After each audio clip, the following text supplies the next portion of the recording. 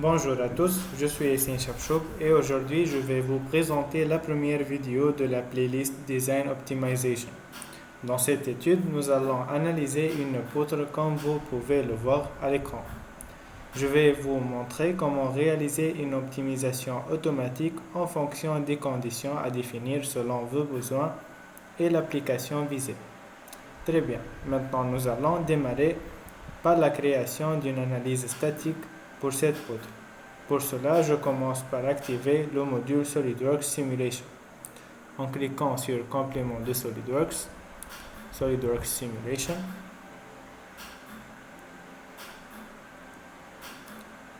Ensuite, je vais dans Simulation, Nouvelle étude et choisis une étude statique.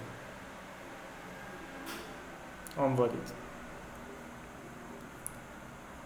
Maintenant que l'interface de simulation est ouverte, je peux définir tous les paramètres nécessaires. Je commence par attribuer le matériau.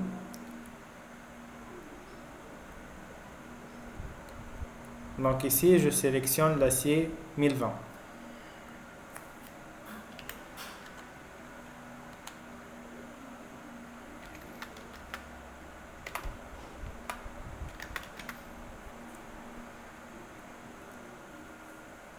Appliquer, fermer.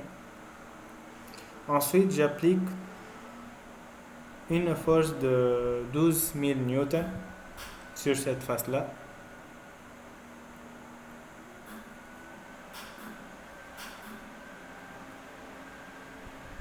Donc, je vais choisir direction sélectionnée sur cette direction-là.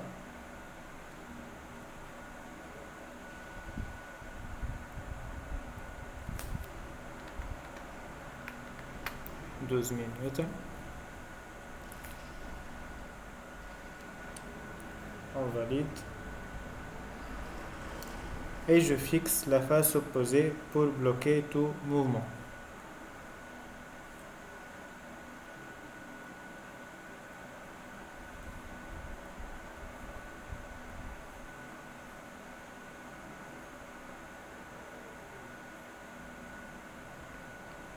Alors, avant de lancer la simulation, je prends soin d'affiner le maillage pour obtenir des résultats plus précis.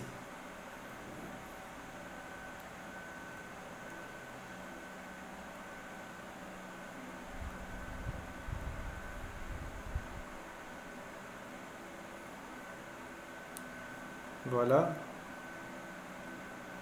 Donc, une fois ces réglages faits, je peux lancer l'étude en cliquant sur Exécuter cette étude. Et la simulation se calcule maintenant en temps réel.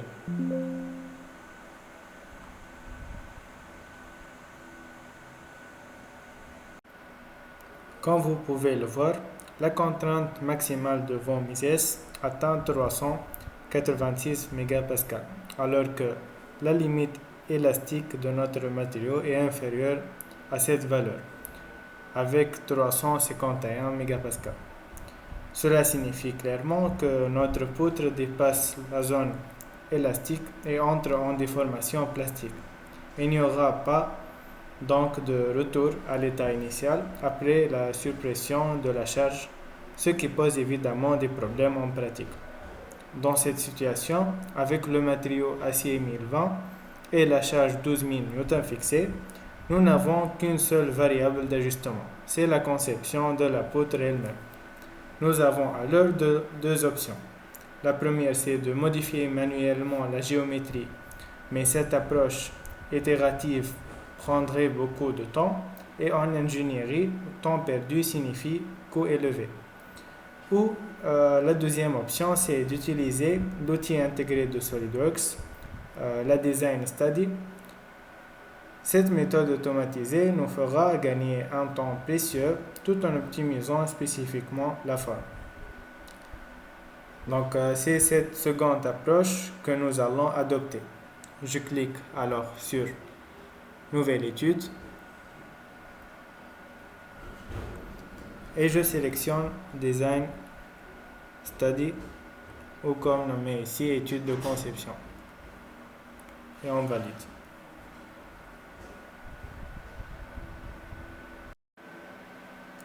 Dans SolidWorks, une étude de conception repose sur 3 éléments clés pour réussir l'optimisation: les variables, les limites imposées et les objectifs. Concernant les variables, ce sont les paramètres modifiables automatiquement par le logiciel. Dans notre cas, nous allons faire varier la largeur de la poutre. Pour cela, je sélectionne la cote de largeur, donc cliquez ici, ajouter un paramètre, j'écris ici largeur.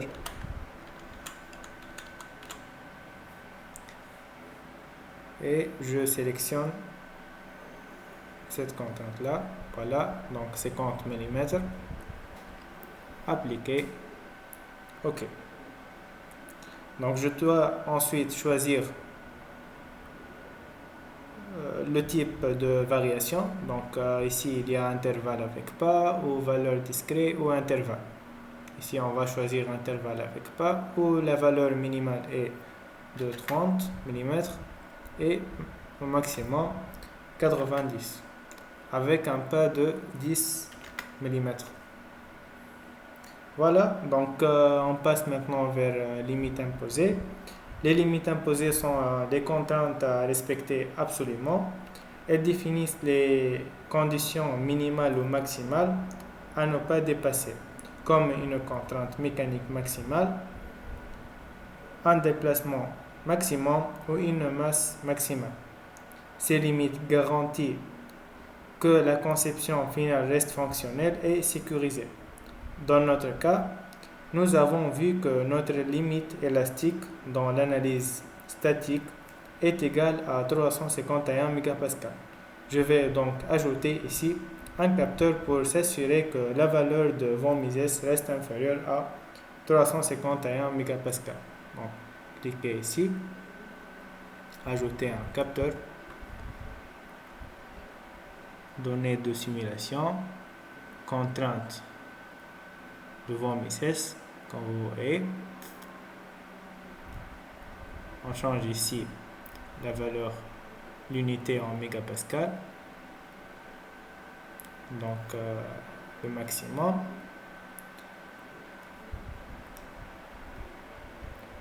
Il faut que la valeur est inférieure à 351 mégapascal.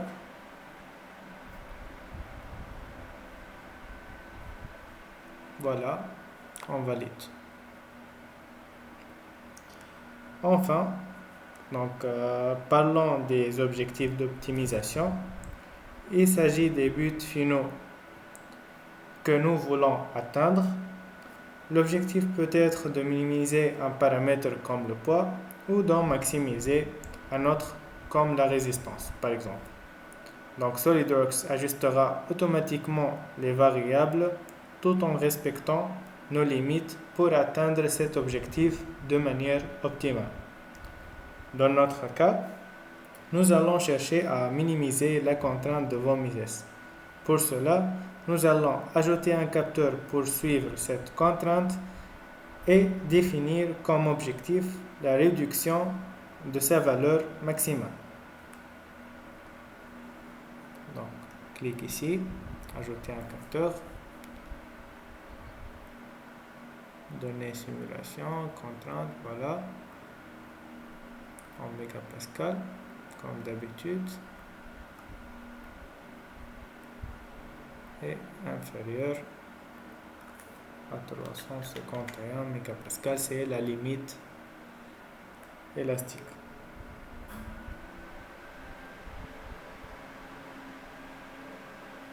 Voilà. Donc le logiciel testera alors différentes combinaisons de nos paramètres, comme la largeur de la poutre dans notre cas, pour trouver la configuration qui donne la contrainte la plus faible, tout en restant sous notre limite de 351 mégapascal. Voilà. Donc maintenant nous pouvons lancer l'analyse. SolidWorks va alors gérer automatiquement des différents scénarios en faisant varier nos paramètres. de calculer les performances pour chaque configuration, comparer les résultats par rapport à nos objectifs et limites. Donc, pendant ce temps, nous pouvons observer l'évolution des contents en temps réel, les différentes géométries testées et les indicateurs de convergence vers la solution optimale.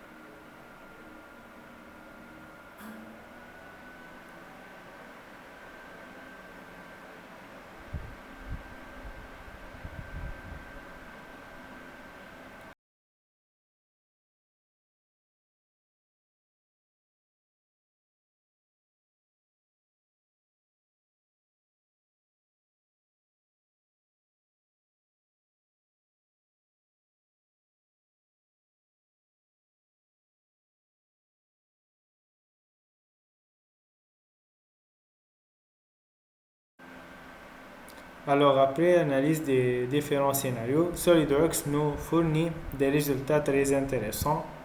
Observons particulièrement le scénario 7. Ce scénario-là. Donc, le scénario 7, c'est à la largeur de 90 mm, présente la contrainte la plus faible à 142 MPa, bien en dessous de notre limite de 351 MPa. Alors, comparé au design initial de 386 MPa, nous avons réduit la contrainte de 63 presque tout en gardant le même matériau. La solution optimale conserve une marge de sécurité importante. Donc, ce que SolidWorks a réalisé pour nous, c'est tester automatiquement de 9 configurations différentes, identification de la géométrie optimale, vérification du respect de toutes nos contraintes, calcul précis et gains obtenus. Cette optimisation nous permet donc d'obtenir une poutre plus performante, toujours sécuritaire, sans modifier le matériau ni la charge appliquée. C'est toute la puissance de l'optimisation paramétrique dans SolidWorks. C'est ainsi que se termine cette vidéo. Pour ne rien manquer de nos prochains contenus, n'hésitez pas à vous abonner. Un grand merci pour votre attention et rendez-vous dans une future vidéo. À la prochaine.